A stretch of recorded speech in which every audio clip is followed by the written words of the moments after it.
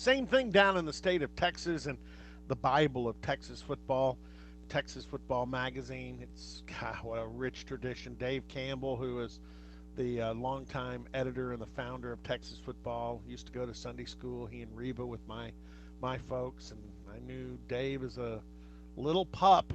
Man, what a great magazine! And the guy who is the main caretaker for it now is Greg Tepper, that joins us. Greg, good morning, and thanks for being with us. Absolutely. Always a pleasure to talk to you up there in Stillwater. Not only that, but Greg gets to spend his Friday nights with a good friend of mine that I've known for a long time, and she did some stuff with us broadcasting, and she was just a little pup broadcaster. Now she's a big timer, and that's Erin Hardigan. So please do your best to keep Erin in line. It's a very difficult job. Yeah. Why don't you just ask me to stop the sun from rising at that point? Now Aaron and I have worked together. We're entering our sixth season doing work for high school football coverage on Fox Sports Southwest, and she's a firecracker. We call her the supernova around here because she is just all energy. But she loves football, and she's doing what she was born to do. And she is. She loves a lot of sports, and actually was a college athlete herself, and she is supernova is probably a good description. She is a ball of fire. Speaking of the sun, all right, let's get into this. And before we get into this year's magazine, I think I opened with this question a year ago because of the anticipation of Spencer Sanders being a part of the recruiting class for Mike Gundy, but Spencer has not taken a public snap in a football game other than the last spring practice, which was open to the public here on April 20th, since he played for Denton Ryan. So because you've seen a lot more of Spencer Sanders than Oklahoma State fans have, we need a refresher course. How good is this former Mr. Football in Texas standout quarterback, Gatorade Player of the Year that had Denton Ryan on the cusp of at least 3 possible state championships, only to be spoiled? At least a couple of those were spoiled by the Scotties at Highland Park. But how good is Spencer Sanders, and how much are you looking forward to seeing what he can do in his college career? He's a dynamo. I mean, he is a guy who I think is going to be a name that people are talking about by this time next year, simply because he can do a little bit of everything. I think that there's going to be this notion to look at his size and say, boy, he's just a great pocket passer, and he is. He has that great ability, that knack to hang in the pocket and take care of business. But I will also say that to me, I think that he is a guy who does some of his best work when he is under pressure.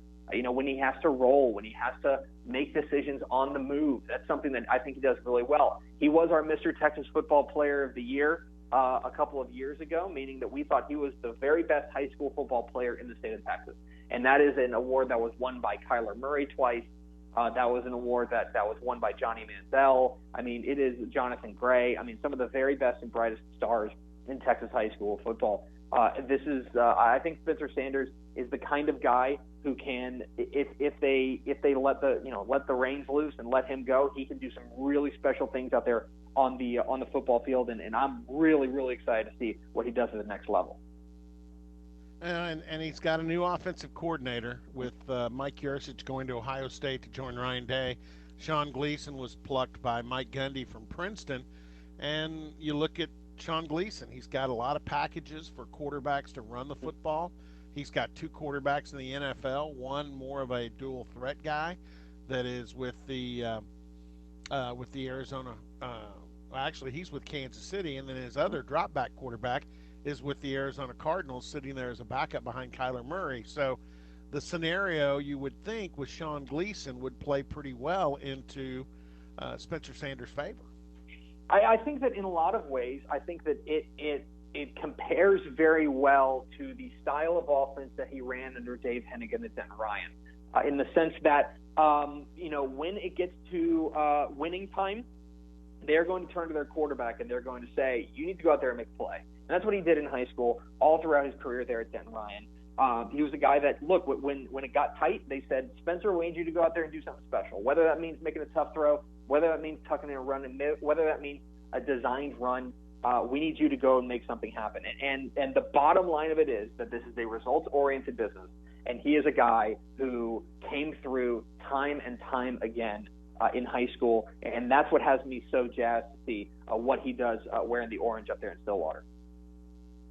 Greg Tepper, who is the managing editor, the caretaker of one of the most prized football traditions in the state of Texas, Dave Campbell's Texas Football Magazine. By the way, Greg can tell you, I was bugging him. When are these going to be out on the stand? When are they going to get across the border? And my daughter, who is down in Houston, did a nice thing, and she subscribed online for her dad. I got my copy before we left on vacation, so I had it with me on vacation, which I wanted. And now I can go online and check out TexasFootball.com anytime I want, and I'll also get the spring magazine. So I would advise you to subscribe. If not, you can find it, I know, in Barnes and Nobles across the state of Oklahoma. I've seen it in there now. So that's where you can get your magazine. Speaking of quarterbacks, Greg, I interviewed Sam Ellinger a little over a week ago down in Arlington at Big 12 Media Days. He's a Texas kid, so he understands the value and the the prestige of being on the cover of Texas Football. Told us he had a great experience with it, both in talking, for the article and also the photo shoot. How difficult was it to come up with your cover guy this year? It's always a very tough decision, and it's funny when the magazine came out, when we revealed the cover. One of the things that I heard from a few people was like, "Oh, it was obvious. It was obvious it was going to be Sam Ellinger," and I kind of see where they're coming from in the sense that Texas is the talk of the state at the moment. I mean, coming off of that Sugar Bowl win over Georgia in emphatic fashion, and the guy at the heart of that is Sam Ellinger. But we never treated it as obvious. We never treated it that way, and it was not obvious to us. We battled back and forth on a number of different cover boys.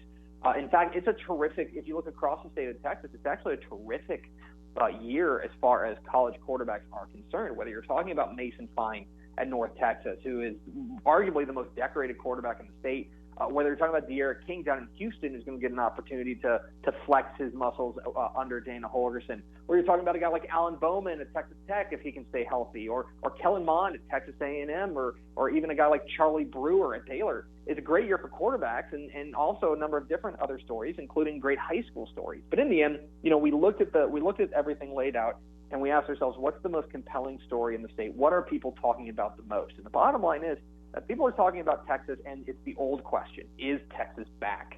I don't know what back means.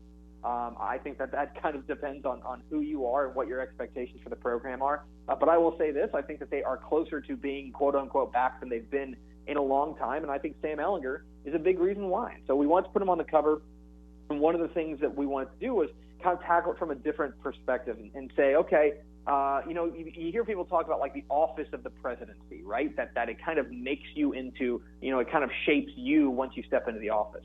Well, I would also say that I think the office of Texas quarterback is very similar in the sense that there are responsibilities there as the quarterback at the flagship university in the most football crazy state in the union. To whether you're 1-11 or 11-1, people are talking about you, and you're going to deal with the highest of highs and the lowest of lows. And so, in a lot of ways, Sam Ellinger is kind of born for that job. So he talked about him embracing that job, embracing that role as the Texas quarterback. And then we also went and we talked with other guys. We talked with Colt McCoy, who has experienced some of the highest highs. He has experienced some of the best times being a Texas quarterback. And then we talked with Garrett Gilbert, who experienced pretty much the opposite, and what that's like. And so we really want to kind of tell people a little bit about not only Sam Ellinger, but also the position that he holds and how it is such a unique position, not only in the state of Texas, but also I would say in college football. And I'm really pleased with the way it all turned out. And again, with Sam Ellinger, he is he's a personality. I mean, he's not going to disappoint you with, even on a calm day, his quotes will be interesting.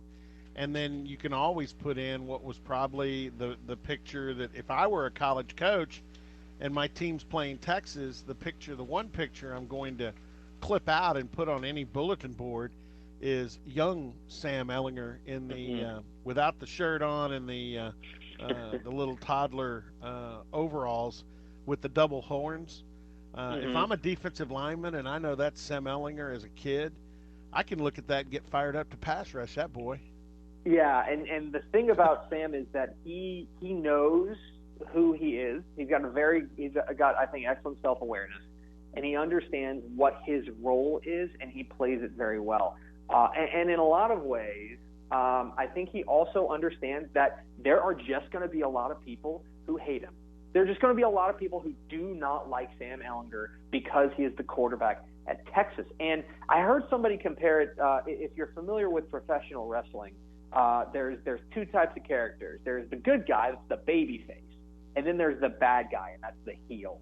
And in a lot of ways, Sam Ellinger is not afraid to be the heel. He's not afraid to go out there and stir the pot.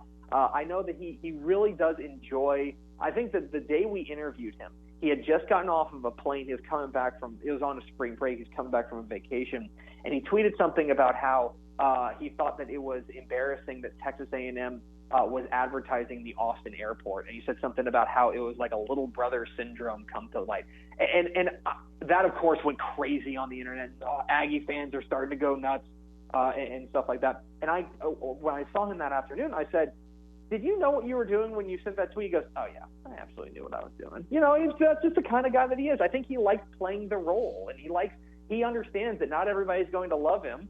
And so why not lean into it a little bit? And I think that he appreciates it. He is a guy who, you're exactly right. He is happy to be he's happy to be himself out there. And I think that now entering his third year, basically his third year as a starter there at Texas, I think he feels really comfortable in the role. The inside cover, which has become a pretty cool thing, and I like the Mm-hmm. fact you guys went to this a few years back. It's almost like a second cover.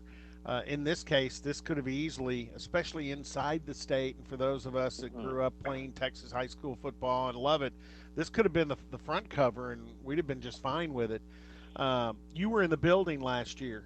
I think the fact that it was a Dallas area school in Duncanville and it was a Mm-hmm. Houston area tradition rich school in Galena Park North Shore, and you had those two schools combined on the turf playing for the largest class title in Texas high school football, and then the way the game finished, I don't see how anybody could ever say that's not the greatest high school state championship game ever played. Would you Yeah. agree? I'm starting to feel that way. I'm very cautious about it being a prisoner of the moment.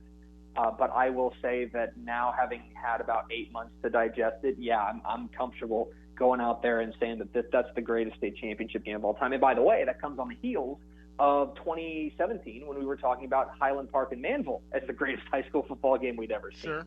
But the North Shore Duncanville game, we wanted to capture that on the secondary cover. And I'll be honest with you, Robert, we gave some real consideration to putting it on the main cover because it is such a story here in the state of Texas. Because everybody was watching that game. Because that was such a perfect confluence of everything. It was the team in Dallas with the buzz, which was Duncanville. They just got done beating South Lake Carroll like a drum, and then they go and they beat Allen, the Big Bad Wolf. They end their long winning streak Yeah. to make it to a state championship game. And then And you have Greg, Greg, Yes, sir. Greg, I was just going to say, and Duncanville has second teamers that are recruiting prospects. I mean, That is, they're and that's oh, that. You're exactly right. That's the other thing is the talent level on that field was ridiculous. Okay, you had arguably the best prospect in the class of 2020 in Zachary Evans, the running back for North Shore. You have a Texas commit playing quarterback for Duncanville in Jaquindon Jackson. Talent all over the field, and then I'll go to my grave saying this. If that last second Hail Mary sails out of the back of the end zone and nobody catches it, it's still an unbelievable high school football game. It's still one of the best games we've seen in a long time. But the way that it ended was just a cherry on top. And, I mean, that was the last play of the season at any level. That was the last play. It was so unbelievable. And we would be, I think, derelict in our duties to Dave Campbell if we were not to put that highlight that somehow in the magazine. again, Greg Tepper with us, and I wish I could keep him for an hour and just keep talking because we could do it. I'm going to limit it to two more questions. One for the OSU fans. Yeah, there was a great running back on the field that night with from Galena Park North Shore. That's a tremendous player. Mm-hmm. But Oklahoma State picked up a commitment from a guy that a pretty good running back in DeAndre Glass out of Katy, Texas. Your thoughts on him, because that's probably the prize pickup in the recruiting class that'll be a freshman at Oklahoma State this fall. Now, I don't think you'll get a chance, like he said in the All-Star game when he committed. He wanted to be a true freshman that wins the Heisman Trophy. I'm not sure he'll get that chance. There's a Canadian that's pretty good at running back and a few other guys ahead of him. But Chuba Hubbard is going to be the starting running back, so he'll be an understudy. But how good can DeAndre Glass be at this level? Well, you just look at the pedigree. I mean, put aside the fact that he is, I think, an unbelievable talent himself. Just look at the pedigree and the history of running backs that have come out of that Katy machine down there in the Houston area. Rodney Anderson, chief among them, a guy who really lit the world on fire. They have a knack for putting out great running backs. And the thing that I've always admired about watching DeAndre Glass run is that this is a kid who, watching how quick he is and watching how quickly he changes direction, you would think that he was 5'7" and 160 pounds instead of close to 6 feet and 200 pounds.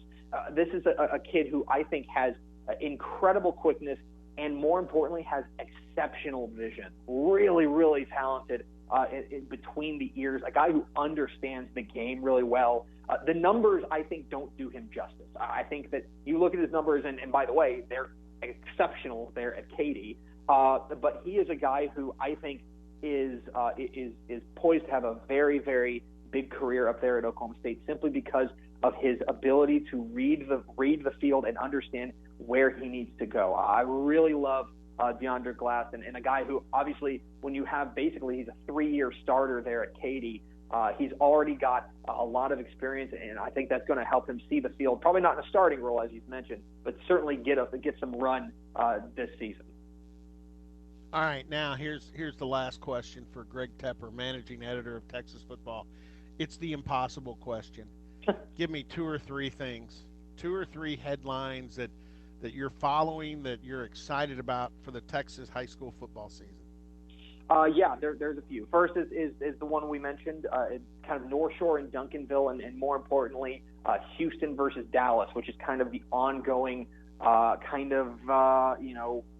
battle. Who has the best high school football in the state, and therefore the best high school football in America? Is it Houston or is it Dallas? That's certainly something that I'm going to keep my eye on. I think that there is a really exceptional group of superstars in this 2020 class that if you're just a recruitnik and you're just the kind of guy who wants to watch the very best players, you've got your pick of the litter. This 2020 class is loaded, especially offensively. We mentioned Zach Evans, Longview quarterback Haynes King, Alito running back Jace McClellan, Damon Demas, the wide receiver from Tomball, Jackson Smith, and Jigba. This is an outstanding group of skill kids that are going to light it up. That's another thing that I'm keeping an eye on. And then the other thing is and I know that people get tired of me talking about this, but I wrote a story on TexasFootball.com that if you're only paying attention to 6A and 5A in the state of Texas, you are missing out on some of the very best football in America. The small school ranks in Texas, the coaching in Texas high school football is so deep, and you've got such exceptional coaching talent that, and by the way, player talent as well at the 2A level, the 3A level, these small schools that shut down every Friday night. It's just so much fun, and if you're just paying attention to 6A and 5A, you really are missing out. And so those are just a handful of things I'm keeping my eye on. All right, I'm going to add one because I was not that familiar with him until he made an official visit this summer to Oklahoma State, and I think they're still very active on him, and I'm kind of fascinated with him.